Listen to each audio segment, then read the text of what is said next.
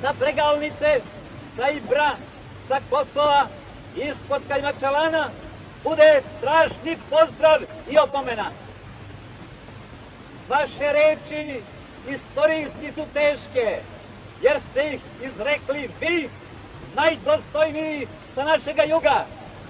Vi, prekaljeni i prečišćeni u ognju rata. Vi, ratnici koji ste temelj ove države. Ratnici Južne Srbije, kao jedan od onih koji su imali sreću da stariji od vas po vojničkom činu, ali drugovi po srcu, budu godinama rame uz rame sa vama.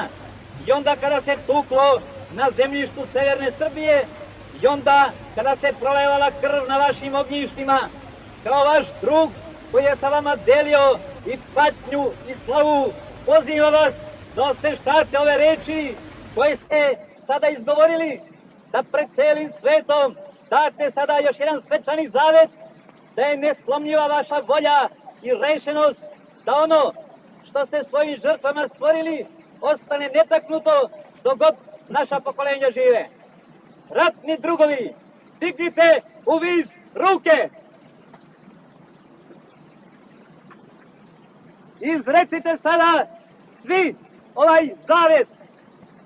Zavetujemo se da ćemo ostati uvek kakvi smo bili, nepomirljivi prema neprijatelju, smeli u borbi, bezobzirni u čuvanju onoga što smo stekli na krvavim bojnim poljima.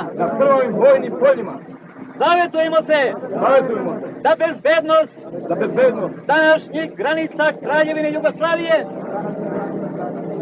netaknutu očuvamo, da za kraja i otadžbinu uvek i poslednju kap krvi prolijemo. Tako nam Bog pomogao.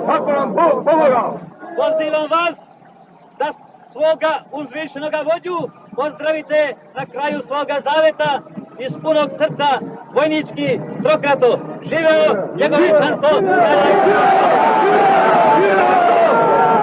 Živeo kralj!